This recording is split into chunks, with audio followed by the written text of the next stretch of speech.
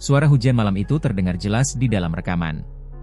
Butir-butir air menabrak atap seng, sementara di kejauhan suara motor menderu pelan lalu berhenti.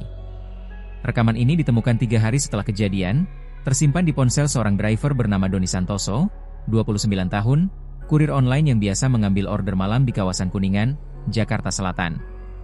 Jam 11 lewat dikit aku dapat orderan. Lokasinya kantor lama, tapi aku baru sadar pas nyampe, gedungnya udah gosong. Udah ditutup garis polisi, suara Doni terdengar dalam rekaman, napasnya berat, seolah ia berbicara sambil gemetar. Gedung yang ia maksud adalah Menara Gria Arta, sebuah gedung perkantoran yang pernah terbakar hebat tahun 2019. Sejak itu, bangunan tersebut ditinggalkan dan menjadi lokasi favorit konten horor di TikTok. Namun malam itu, entah kenapa, alamatnya masih aktif di aplikasi. Di layar ponselnya tertulis jelas. Orderan 0911, ayam geprek bensu, Rp37.000. Pembayaran, cot tunai. Nama pemesan, Mbak Rini. Doni sempat ragu. Tapi saldo akunnya sedang tipis, dan jaraknya hanya 2 km. Ia berpikir, mungkin ada satpam yang jaga, atau memang ada kantor yang masih buka di bagian bawah.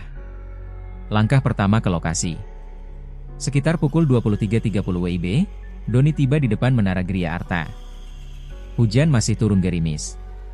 Papan nama gedung sudah pudar, dan di halaman hanya ada satu lampu taman yang masih menyala, redup, berkedip pelan. Ia memarkir motornya di dekat pos jaga. Pintu pos itu terbuka, tapi kosong. Begitu menengok ke dalam, ia melihat kursi plastik terbalik dan kaleng kopi kosong di lantai. Tidak ada tanda-tanda penjaga. "Halo, izin saya ngantar orderan, Mbak Rini ya?" Suara Doni pelan, direkam di ponselnya. Tak ada jawaban. Tapi detik berikutnya, lampu taman di belakangnya mati. Gelap total. Suara di lantai 2. Doni menyalakan senter dari ponsel dan berjalan ke arah lobi. Kaca pintu masuk pecah sebagian. Bau hangus dan debu basah tercium tajam. Di lantai terlihat tulisan spidol merah di dinding. "Jangan masuk, masih dalam penyelidikan." Namun status di aplikasinya berubah. Driver telah sampai di lokasi. Menunggu penerima. Dan di bawahnya, notifikasi baru. Balon ucapan, naik aja ke lantai 2, pintu kanan. Doni berhenti. Ia menatap layar itu lama. Chat itu muncul tanpa nama pengirim. Hanya gelembung teks abu-abu. Ia sempat berpikir itu bug, tapi hurufnya jelas, seperti diketik barusan. Dengan napas berat, Doni melangkah menaiki tangga.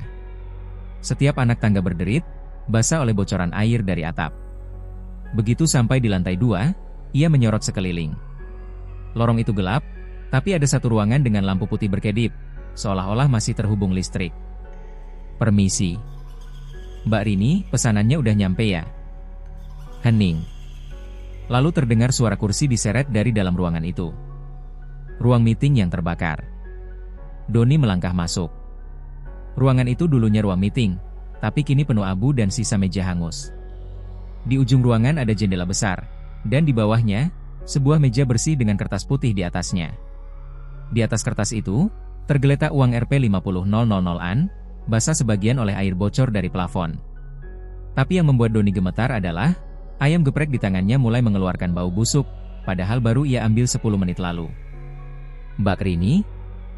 Hening. "Saya taruh makanannya di sini ya." Ia meletakkan plastik itu di meja. Begitu ia berbalik untuk pergi, pintu ruangan menutup pelan. Doni menoleh, tak ada siapa-siapa. Ia menekan gagang pintu, tapi macet. Lalu dari belakang, suara perempuan pelan berkata, "Makasih udah nganter, tapi saya udah lama gak makan." Rekaman terakhir. Doni berlari keluar, pintu itu akhirnya terbuka. Ia turun tangga secepat mungkin. Rekaman suaranya bergetar, napasnya tersengal. Tapi saat ia mencapai lantai dasar, pintu keluar tertutup sendiri, dan dari balik kaca, bayangan wanita berdiri di luar, memandang ke arah dalam. Dia di luar, kata Doni. Panik, suaranya pecah. Rekaman berhenti di situ. Polisi menemukannya 3 hari kemudian. Motornya masih di depan gedung, helm tergantung, ponsel di bawah kursi. Isi aplikasi ordernya sudah hilang. Tidak ada data pelanggan atas nama Mbak Rini. Tapi dalam log sistem, tercatat satu hal aneh, sinyal GPS terakhir ponsel Doni bukan di Jakarta, melainkan di tengah area server aplikasi, koordinat tak dikenal. Tim dokumenter, Malam Kota, datang seminggu kemudian untuk melakukan liputan. Warga sekitar mengatakan memang sering ada driver berhenti di depan gedung itu tengah malam, seperti menunggu seseorang. Beberapa bahkan mengaku melihat lampu motor nyala sendiri, lalu padam pelan. Sejak kejadian Doni, tidak ada lagi yang mau menerima order ke alamat Menara Gria Arta. Namun setiap Jumat malam, aplikasi masih menampilkan alamat itu aktif, dengan nama pemesan yang sama. Rini, pembayaran tunai. Malam itu, 3 hari setelah berita hilangnya Doni Santoso viral, tim dokumenter Malam Kota datang ke gedung yang sama. Mereka sudah terbiasa meliput tempat-tempat berhantu di Jakarta, tapi kali ini suasananya berbeda. Tidak ada yang bercanda, tidak ada yang menyalakan rokok, bahkan Bayu yang biasanya paling santai pun diam sejak mobil berhenti di depan Menara Gria Arta. Gedung itu berdiri gelap, seperti luka yang dibiarkan membusuk di tengah kota. Jendelanya pecah, temboknya menghitam oleh jelaga. Hanya ada satu lampu jalan yang masih menyala, dan itu pun redup. Di pagar besinya tergantung papan pengumuman kusam bertuliskan, dalam proses penyegelan. Reno, reporter utama tim, turun lebih dulu sambil membawa mikrofon kecil dan buku catatan. Di belakangnya menyusul Mila dengan kamera di tangan, Taufik membawa alat audio, dan Bayu, produser lapangan yang bertugas mengurus izin. Mereka sudah berkoordinasi dengan polisi sebelumnya, tapi izin masuk hanya sampai lobi. Gedung ini masih berstatus lokasi terbakar. Cek audio dulu, kata Reno datar. Taufik menyalakan perekam. Bunyi statis kecil terdengar, lalu normal. Mila menyalakan kamera, cahaya infrared membuat lensa tampak kehijauan. Dalam framenya terlihat jelas, pintu depan gedung itu retak dengan kaca pecah sebagian. Di baliknya, gelap total. Mereka melangkah pelan ke depan. Bau lembab segera menyergap. Sisa hujan sore membuat lantai becek dan licin. Saat senter Reno menyapu dinding, tampak coretan-coretan hitam seperti angka acak dan tulisan Arab yang tidak sempurna. Di salah satu tembok, cat putih tergores membentuk kalimat, "Jangan kembali lagi." Tulisan itu tampak baru, masih mengkilap seperti belum kering. "Ini siapa yang nulis?" tanya Bayu pelan. Tidak ada yang menjawab. Sebuah bunyi beep kecil terdengar dari alat pelacak di tangan Taufik. Ia membawa salinan data GPS yang diberikan polisi, titik terakhir ponsel Doni sebelum sinyalnya hilang. Titik itu muncul tepat di lantai 2 sisi timur, di ruangan yang dulu dikenal sebagai ruang meeting. Mereka menatap satu sama lain. Reno menghela napas dan berkata, "Kita naik sebentar, lihat-lihat, terus keluar." Tangga menuju lantai 2 berdebu tebal. Setiap pijakan menimbulkan suara yang bergema panjang. Mila berjalan paling belakang sambil terus merekam. Dalam rekaman itu, di kemudian hari, tampak sekilas bayangan gelap melintas di ujung lorong, seperti sosok perempuan berambut panjang.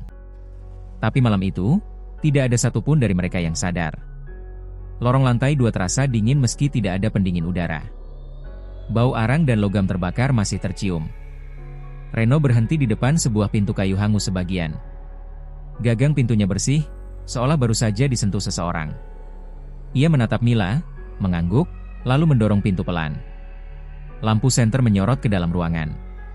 Di tengahnya ada meja besar yang setengah gosong, beberapa kursi terbalik.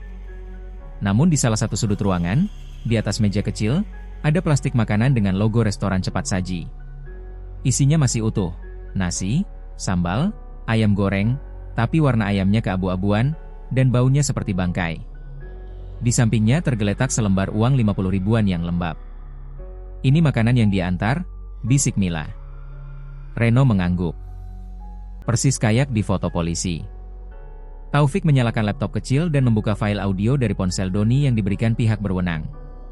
Suara hujan terdengar pertama kali, lalu langkah kaki, kemudian suara Doni sendiri, gemetar dan pelan, "Mbak Rini, saya taruh makanannya di sini ya." Setelah itu ada suara kursi diseret dan bisikan samar. Tapi di versi yang mereka putar ini, terdengar tambahan di bagian akhir, suara pelan yang belum pernah muncul di versi publik. "Dia sudah di sini." Mereka semua menatap satu sama lain. Bayu mencoba bercanda, tapi suaranya serak. "Itu bukan editan kan?" Taufik menggeleng cepat. "Gak. Ini file mentah. Reno hendak memutar ulang, tapi layar laptop tiba-tiba berkedip, lalu mati. Dari speaker muncul gumaman pelan, seperti seseorang membaca doa tapi terbalik. Semua terdiam. Bahkan Mila menurunkan kameranya. Hanya suara air menetes dari plafon yang terdengar. Mereka memutuskan turun ke bawah, tapi tangga yang mereka lewati tidak lagi membawa mereka ke lobi. Di bawahnya terbentang lorong lain, penuh pintu-pintu kantor yang tampak sama. Udara terasa lebih lembab. Bayu berbisik, "Kita lewat sini barusan, kan?" Reno mengangguk cepat. "Muter aja, jangan berhenti." Tapi lorong itu terus berulang. Setiap belokan membawa mereka kembali ke tempat yang mirip. Dari salah satu ruangan terdengar suara printer tua menyala. Mila menoleh spontan. "Dengar nggak? Kayak ada printer." Mereka mendekat pelan. Di dalam, sebuah printer jadul berdebu mencetak lembaran kertas kosong, satu demi satu. Setelah beberapa lembar keluar, mesin berhenti sendiri. Lalu satu lembar jatuh ke lantai, di tengah genangan air. Reno menyorot dan membaca. Tulisan tangan di sana rapi dan halus, "Tolong, saya masih di sini." Mila memungut kertas itu, tapi tinta tulisan perlahan mengalir, berubah merah seperti darah encer. Ia menjatuhkannya lagi, menatap Reno tanpa suara. Mereka akhirnya menemukan ruangan kontrol. Monitor-monitor CCTV berdebu memenuhi meja. Anehnya, satu monitor di pojok masih menyala, meski listrik gedung seharusnya mati total. Gambar di layar menunjukkan lorong gelap dari sudut atas, dan di tengahnya berdiri seorang pria berjaket ojek online, dia menghadap kamera. "Doni?" Suara Mila hampir tak terdengar. Reno mendekat, mencoba memperjelas gambar. Sosok itu kabur, tapi jaketnya hijau dengan garis reflektif. Ketika mereka memperbesar tampilan, sosok itu perlahan menoleh ke arah kamera. Matanya kosong, kulitnya abu-abu, dan dari mulutnya keluar asap hitam yang menutupi layar.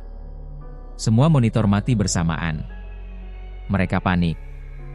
Reno memerintahkan semua untuk keluar. Tangga kini seolah kembali seperti semula, mengarah langsung ke lobi. Pintu kaca depan terbuka, rantainya hilang. Tapi begitu mereka melangkah keluar, jalanan di luar sunyi. Tidak ada mobil, tidak ada motor, bahkan suara serangga pun lenyap. Lampu-lampu jalan berkelip pelan, dan papan reklame di seberang menampilkan iklan lama bertanggal 2018. "Mana mobil kita?" tanya Bayu pelan. Tidak ada jawaban. Mobil mereka hilang, hanya aspal basah yang kosong. Reno menatap sekeliling, mencoba memegang kendali. "Kita jalan." Sekarang. Mereka berlari ke arah utara. Begitu melewati pagar depan, semuanya kembali normal. Jalanan kembali ramai, suara klakson terdengar, dan lampu kota kembali terang. Mereka menoleh ke belakang, dan gedung Menara Gria Arta kini tampak gelap seperti sebelumnya. Tidak ada tanda-tanda kehidupan. Di penginapan, Reno memeriksa hasil rekaman. Hampir semua file rusak. Dari ratusan klip, hanya 25 detik yang bisa diputar. Video terakhir menampilkan gambar Mila berlari di tangga, lalu kilatan cahaya. Di detik terakhir sebelum kamera mati, terlihat sekilas seseorang berdiri di balik kaca ruang meeting, tersenyum tipis ke arah kamera. Mila memperbesar gambar. Matanya membesar. "Itu Doni," katanya pelan. Bayu mencoba menghapus file itu dari kartu memori. Namun setiap kali dihapus, video itu muncul lagi di folder baru dengan nama berbeda. Di setiap nama file, tanggalnya selalu sama, 3 Mei, malam saat Doni hilang. Beberapa minggu kemudian, Malam Kota tidak pernah menayangkan liputan itu. Pihak redaksi menyebut alasan, gangguan teknis dan etika penyiaran. Tapi di internet, 3 minggu kemudian, muncul video pendek berdurasi 13 detik di akun anonim. Isinya menampilkan lorong gelap dan sosok pria berjaket hijau berdiri diam menghadap kamera. Di latar belakang, terdengar suara perempuan pelan berkata, "Pesanannya belum sampai." Tidak ada yang tahu siapa yang mengunggahnya, tapi lokasi di video itu jelas, Menara Gria Arta. Malam itu, Arman mencoba menenangkan pikirannya. Ia memutuskan untuk tidak mengantarkan order apapun dulu selama beberapa hari. Namun rasa penasaran itu terus menempel di kepalanya. Siapa yang sebenarnya mengirim pesanan itu? Mengapa aplikasinya bisa aktif di gedung yang sudah lama terbakar? Ia membuka kembali tangkapan layar yang sempat ia simpan. Pesanan dengan nama Nadia, lengkap dengan lokasi yang bertuliskan Tower D lantai 3. Nomor telepon pemesan masih sama. Ia mengetik pesan. "Halo Mbak, saya driver yang kemarin ngantar makanan. Apa benar Mbak masih di lokasi?" Tidak ada balasan. Arman menatap layar beberapa menit, lalu meletakkan ponsel. Namun tepat pukul 23.12, ponselnya bergetar. Satu pesan masuk. "Maaf, saya lapar." Kalimat itu tanpa nama pengirim. Hanya nomor yang sama. Arman kaget, karena pesan itu muncul bukan dari aplikasi, tapi dari SMS biasa. Padahal nomor pemesan di aplikasi tidak pernah disimpan di kontaknya. Ia menelan ludah, mencoba berpikir rasional. Mungkin ini ulah orang iseng. Tapi mengapa waktu pengiriman pesannya sama dengan malam ia menerima order pertama kali? Tepat pukul 23.12. Malam berikutnya, ia duduk di warung kopi dekat perempatan. Teman sesama driver, Yudi, datang menghampiri. "Men, katanya lo dapat order aneh ya kemarin? Dari gedung kebakaran?" Arman mengangguk pelan. Yudi menyalakan rokok, lalu menatapnya serius. "Lo jangan kesana lagi, men. Dulu temen gua pernah juga dapat order dari situ. Sama, Tower di lantai 3. Tapi waktu dia sampai, katanya ada cewek yang ngeliatin dari jendela, mukanya item kebakar." Arman diam.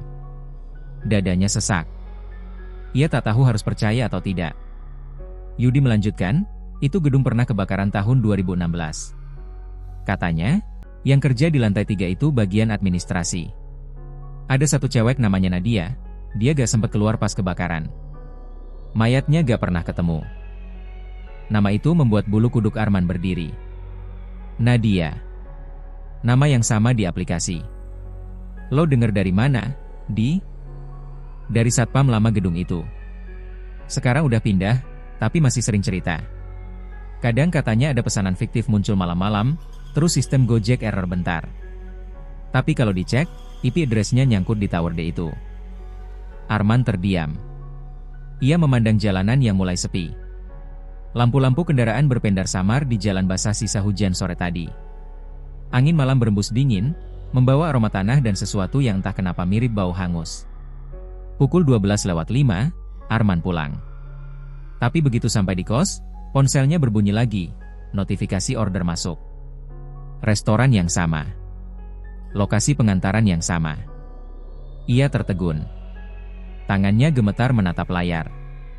Di sana tertulis, Nadia Tower D, lantai 3. Arman membatalkan order itu. Tapi sesaat setelah ia tekan tombol cancel, layar ponselnya blank selama 5 detik, lalu muncul pesan otomatis dari sistem. "Terima kasih, pesanan Anda telah diterima oleh driver Arman." Ia tersentak. Seharusnya pesan itu muncul di sisi pelanggan, bukan di sisi driver. Ponselnya bergetar lagi, dan layar menampilkan pesan baru. "Makasih ya udah datang lagi. Kali ini jangan pulang dulu." Seketika seluruh tubuhnya dingin. Arman menjatuhkan ponsel ke lantai. Ia menatap ke arah jendela kamar kos, dan di balik kaca buram, seperti ada siluet seseorang berdiri. Wajah samar perempuan, rambut terurai, dan di sekitar bahunya ada noda hitam gosong. Ia mundur pelan, napas tersengal. Ponsel di lantai menyala sendiri, membuka aplikasi Gojek tanpa disentuh. Di layar, rute baru muncul, menunjukkan arah ke gedung itu. Tiba-tiba terdengar suara ketukan halus di pintu kamar. Tok tok tok. Arman menahan napas. Tidak ada siapapun di luar. Kos itu hanya diisi 3 kamar, dan 2 diantaranya kosong. Ia mendekat perlahan, menempelkan telinga ke pintu. Dari balik kayu terdengar suara perempuan berbisik. "Pesanannya udah dingin, Mas." Arman mundur terpental, menabrak meja kecil hingga gelas air jatuh pecah. Ponsel kembali bergetar. Kali ini muncul notifikasi. "Order Anda sedang dalam proses pengantaran. Harap tunggu di lokasi." Ia tidak tahu bagaimana sistem itu bisa membalik peran, seolah-olah sekarang dia yang menjadi pelanggan. Di bawah notifikasi itu, ada foto yang terlampir. Ia menatapnya dengan tangan gemetar. Foto itu menampilkan dirinya sendiri, sedang berdiri di depan gedung yang terbakar, malam-malam, dengan jaket ojek yang masih dikenakannya. Arman tersungkur, Mencoba mematikan ponsel, tapi layar berkedip dan muncul nama kontak baru, Nadia, aktif. Belum sempat ia menekan apapun, panggilan masuk. Ia mengangkat, dengan tangan bergetar. Halo? Suara di seberang pelan, serak, seperti dari jauh. Mas, pesanan udah nyampe. Bukain pintunya. Seketika terdengar ketukan keras lagi di pintu kos. 3 kali. Tok! Tok! Tok! Arman menatap gagang pintu yang perlahan bergetar. Dari celah bawah pintu, tampak bayangan kaki seseorang. Tapi bukan kaki manusia, kulitnya gelap dan seperti melepuh. Bau asap mulai tercium di dalam kamar. Arman mundur sambil gemetar, menatap ke arah jendela yang masih menampakkan siluet perempuan itu. Kini wajahnya lebih jelas. Separuh wajah gosong, separuh lagi tetap cantik, matanya menatap lurus ke arah Arman. Ponsel di lantai menyala sekali lagi. Makasih udah nganterin aku 2 kali. Sekarang gantian aku yang nganter. Bunyi derit pintu pelan terdengar. Gagang pintu berputar perlahan. Arman hanya sempat menarik napas sebelum seluruh lampu kos mati bersamaan, meninggalkan kamar dalam gelap total, hanya suara napas berat yang terdengar semakin dekat dari arah pintu. Keesokan paginya, kos tempat Arman tinggal sudah dipenuhi warga. Polisi dan petugas medis datang setelah pemilik kos melapor bahwa salah satu penghuninya tidak keluar kamar sejak malam sebelumnya. Saat pintu dibuka paksa, kamar itu penuh dengan bau hangus. Dinding dekat jendela menghitam, seperti bekas terbakar lilin atau arus listrik. Di lantai hanya ada pakaian berserakan, jaket driver, dan ponsel yang sudah mati. Arman tidak ditemukan. Menurut laporan, saksi terakhir yang melihatnya adalah Yudi, teman sesama driver yang sempat duduk di warung kopi bersamanya malam sebelumnya. Dia kelihatan gelisah banget, kata Yudi saat diwawancara petugas. Katanya ada yang pesan makanan dari gedung kebakaran itu lagi. Gue kira cuma bug aplikasi, men. Namun pihak kepolisian tidak menemukan catatan order apapun di ponselnya. Sistem aplikasi tidak menyimpan riwayat pesanan dari tanggal itu. Seolah tidak pernah ada transaksi yang terjadi. Tapi ada satu hal aneh. Di galeri ponsel Arman, terdapat satu foto terakhir, diambil sekitar pukul 00.21, menunjukkan sebuah pintu kamar kosnya dari sudut bawah, dengan bayangan seseorang berdiri di baliknya. Wajah di foto itu buram, tapi jika diperbesar, tampak seperti seorang perempuan dengan rambut panjang dan sebagian wajah gosong. Polisi menyimpulkan sementara bahwa Arman pergi tanpa jejak. Namun di kalangan para driver, cerita itu cepat menyebar. Grup WhatsApp mereka penuh dengan pesan berantai yang memperingatkan agar tidak menerima order ke lokasi Tower D. Beberapa bahkan mengaku pernah mengalami gangguan sinyal dan notifikasi aneh setelah lewat di depan gedung itu. Yudi sendiri tidak bisa tidur selama beberapa malam. Ia terus terbayang wajah Arman malam itu. Tatapan kosong, tangan gemetar memegang ponsel, dan ucapan terakhir sebelum berpisah. Kalau ada yang manggil namaku di malam hari, jangan jawab. 4 hari setelah kejadian itu, Yudi menerima pesan pribadi di aplikasinya. Nama pengirim, Customer Service. Pesan itu pendek. Mohon bantu konfirmasi, apakah Anda mengenal driver bernama Arman? Yudi membalas iya, tapi belum sempat mengetik penjelasan, pesan baru masuk. Driver tersebut tercatat masih aktif. Terakhir menerima pesanan dari lokasi Tower D. Yudi terdiam. Ia tahu itu tidak mungkin. Arman sudah hilang. Tapi sistem mencatat seolah ia masih bekerja. Ia membuka aplikasi dan melihat ke daftar driver aktif di radius 2 km. Di sana memang tertera nama Arman, lengkap dengan foto profil dan status online. Rasa penasaran membuat Yudi membuka fitur chat driver. Ia menulis, "Men, lo di mana sekarang? Lo gak apa-apa kan?" Beberapa menit kemudian, balasan muncul. Di Tower D, lagi antar order. Kamu mau bantu? Yudi langsung menutup aplikasinya. Tangannya dingin. Tapi di layar tetap muncul notifikasi lokasi real time. Titik hijau itu bergerak pelan menuju arah kosnya sendiri.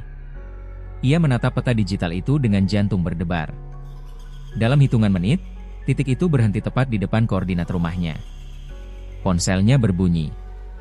Ada panggilan masuk, nomor tak dikenal. Yudi ragu, tapi akhirnya diangkat. Halo? Dari seberang terdengar suara lirih.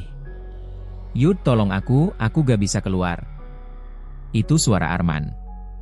Parau, jauh, seperti dari ruangan bergema. "Men, lo di mana?" "Di sini, lantai 3, dia gak mau pergi." Tiba-tiba suara itu disusul bunyi dentingan logam dan erangan pendek, lalu sambungan terputus. Yudi menatap layar kosong, lalu cepat-cepat mengenakan jaketnya. Ia tidak tahu apa yang membuatnya begitu nekat malam itu, tapi langkahnya mengarah ke satu tujuan, gedung terbakar itu. Saat tiba di lokasi, udara dingin menusuk tulang. Gedung itu berdiri gelap, dikelilingi pagar seng setengah roboh. Di depan pintu utama masih terpasang papan kayu bertuliskan, "Dilarang masuk, bahaya ambruk." Tapi Yudi tidak peduli. Ia menyorotkan senter ponselnya dan melangkah masuk. Lorong pertama penuh debu. Bau apek dan asap lama terasa kental di udara.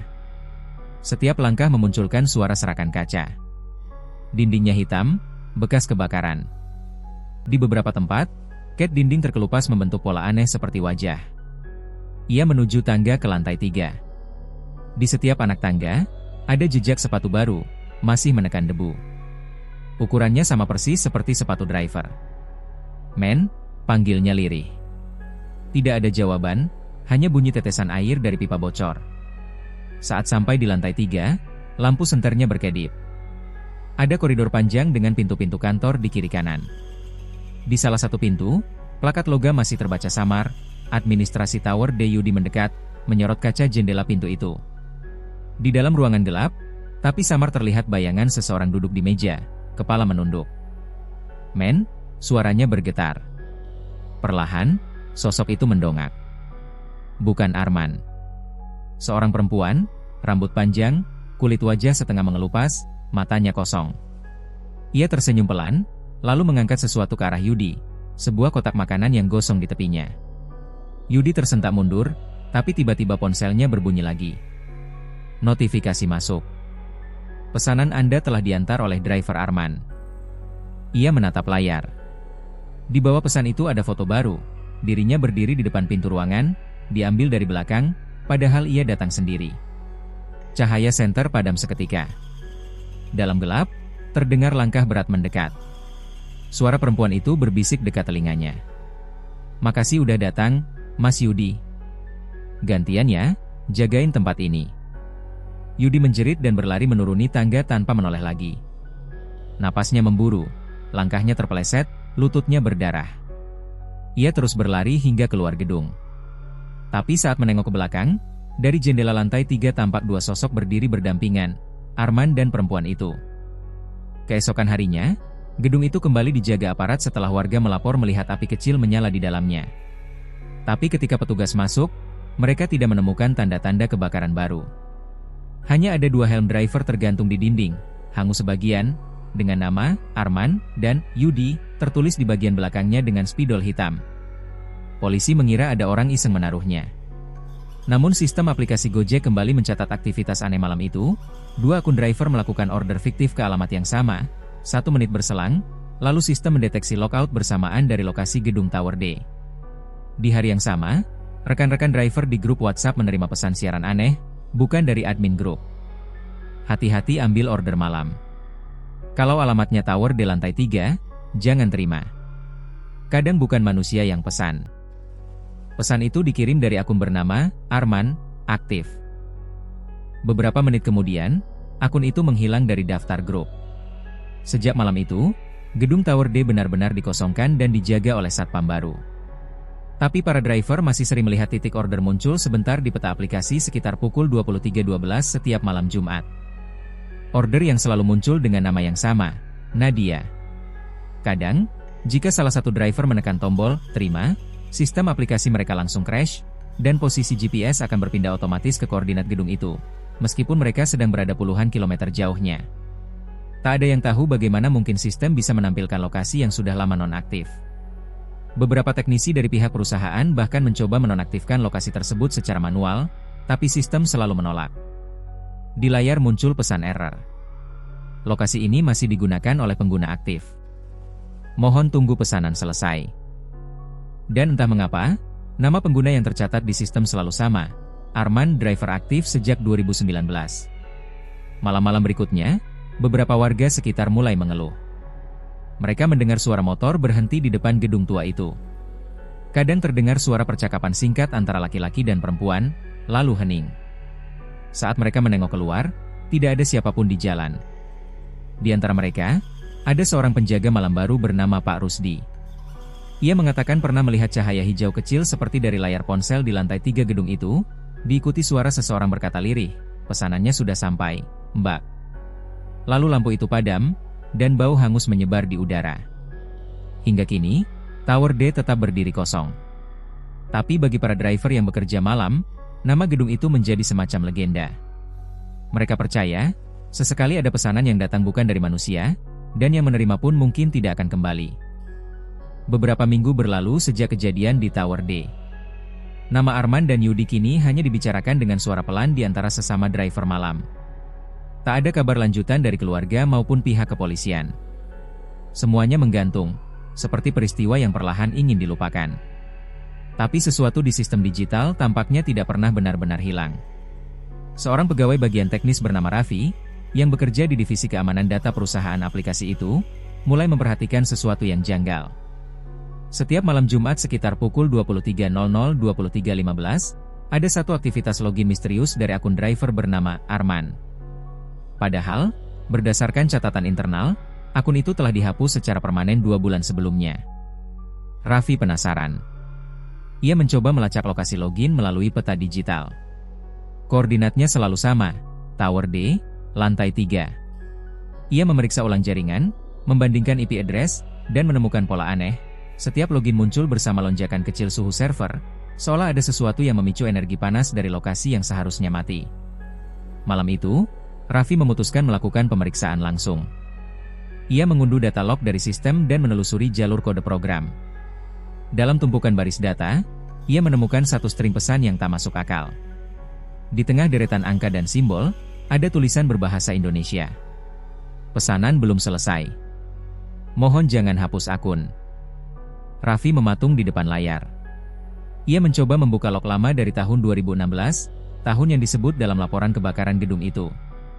Dalam catatan historis, ia menemukan satu akun pelanggan bernama Nadia H, aktif terakhir tanggal 23 September 2016 pukul 23.12. Hari yang sama dengan waktu kebakaran besar di Tower D.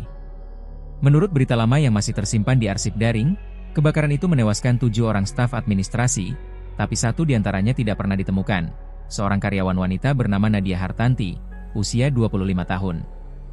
Nama yang sama. Raffi menelan ludah.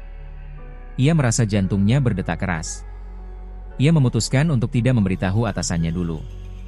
Malam berikutnya, ia mendatangi lokasi bersama seorang rekan satpam lama yang dulu sempat bertugas di sana, Pak Wibowo. Mereka tiba pukul 22.50. Udara di sekitar gedung terasa lembab, dingin, dan anehnya berbau seperti kertas terbakar. Pagar seng di depan gedung sudah karatan. Di baliknya, bangunan gelap itu tampak membisu seperti menunggu sesuatu. Raffi menyalakan laptopnya dan menyiapkan koneksi jaringan dari modem portabel. Ia ingin melihat apakah benar sinyal login muncul tepat pukul 23.12 seperti di log sistem. Pak Wibowo menyalakan senter, menatap ke arah pintu utama yang setengah menggantung. Dulu waktu kebakaran, api paling besar dari lantai 3. Banyak yang gak sempat turun, katanya pelan. Cewek itu, Nadia, katanya suka lembur sendirian. Jam di layar menunjukkan pukul 23.11. Detik berjalan lambat. Tepat saat jarum jam berpindah ke pukul 23.12, laptop Raffi berbunyi pelan. Ada aktivitas koneksi baru. Layar menampilkan notifikasi. Driver Arman menerima pesanan baru dari pelanggan, Nadia, Tower D lantai 3. Padahal, mereka sedang berdiri di depan gedung itu, dan sinyal GPS menunjukkan titik mereka berada tepat di lokasi. Raffi tertegun. Ia menatap layar, lalu ke arah gedung. Dari jendela lantai 3, terlihat cahaya samar, seperti nyala ponsel. Mau saya cek, Mas? Tanya Pak Wibowo. Raffi menelan ludah, mengangguk pelan. Mereka menaiki tangga bersama. Setiap langkah menimbulkan suara berderit. Dinding hitam, bau arang, dan hawa panas seolah masih tersisa dari kebakaran lama. Sampai di lantai 3, suara langkah mereka bergema aneh, seperti ada gema lain yang mengikuti. Di ujung koridor, ruangan bertuliskan administrasi masih ada, dengan pintu terbuka sedikit. Dari celahnya keluar cahaya redup berwarna oranye. Raffi mendekat, menyorot dengan senter. Di dalam ruangan, di atas meja yang berdebu, ada kotak makanan plastik berisi nasi yang sudah gosong sebagian. Di sampingnya, ponsel hitam dengan logo Gojek menyala, menampilkan pesan otomatis. Pesanan sedang dalam perjalanan. Layar ponsel itu menampilkan nama driver, Arman. Dan di bagian bawah layar, detil pelanggan, Nadia. Raffi mundur satu langkah, tubuhnya mulai gemetar. Pak Wibowo mendekat pelan, mencoba menutup kotak makanan itu. Tapi tiba-tiba terdengar suara perempuan dari sudut ruangan, pelan tapi jelas. "Mas, makasih ya, udah diantar lagi." Lampu senter berkedip. Cahaya oranye berubah menjadi kilatan merah.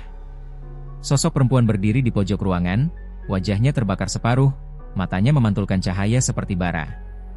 Dari kulit lehernya keluar asap tipis. Ia melangkah perlahan ke arah mereka sambil membawa ponsel di tangan. Raffi terpaku. Ponsel itu menampilkan wajahnya sendiri di layar kamera depan, seolah sedang disiarkan langsung. Lalu sosok itu berbicara lagi, kali ini suaranya seperti berasal dari dua arah sekaligus, dari mulut dan dari speaker ponsel Raffi. Pesanan terakhir belum selesai. Masih ada satu yang belum diantar. Lalu layar laptop di lantai menyala sendiri. Barisan kode bergulir cepat, diakhiri satu kalimat.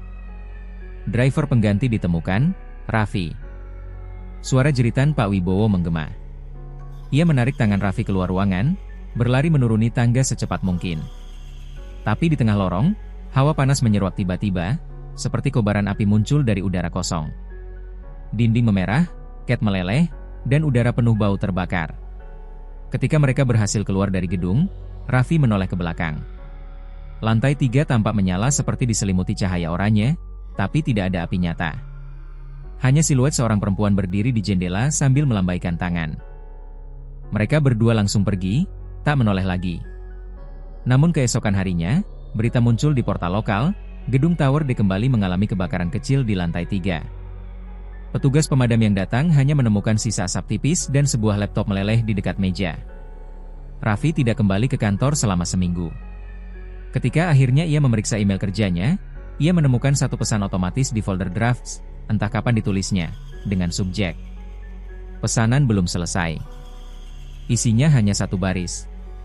Nadia masih menunggu. Beberapa hari kemudian, salah satu rekan Raffi dari tim IT mencoba menghapus koordinat Tower D dari sistem aplikasi untuk menghindari gangguan. Tapi setiap kali dihapus, lokasi itu muncul kembali dengan deskripsi baru di bawahnya. Aktif, satu driver sedang dalam perjalanan.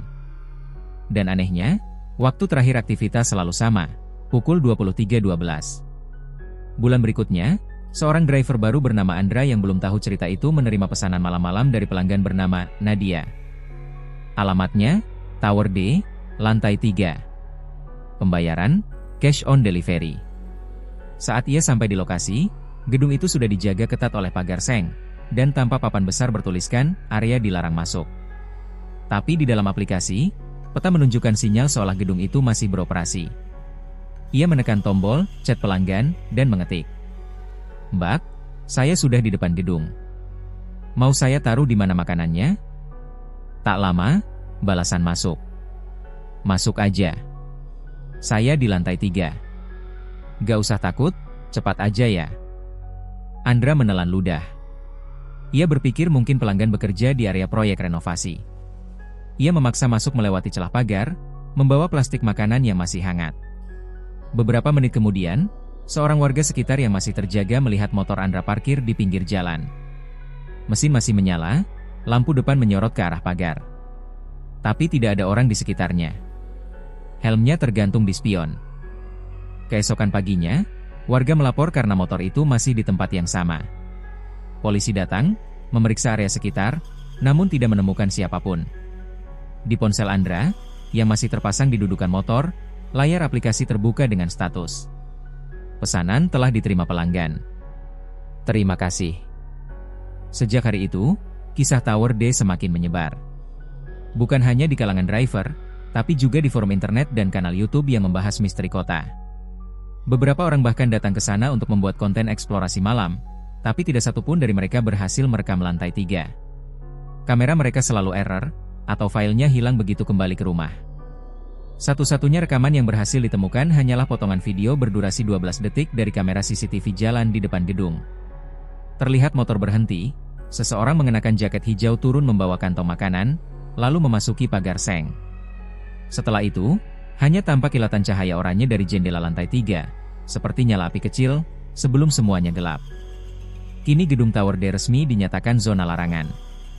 Pemerintah kota menutup akses, tapi anehnya di aplikasi peta, lokasi itu masih muncul aktif setiap malam Jumat, dan selalu dengan nama pengguna yang sama.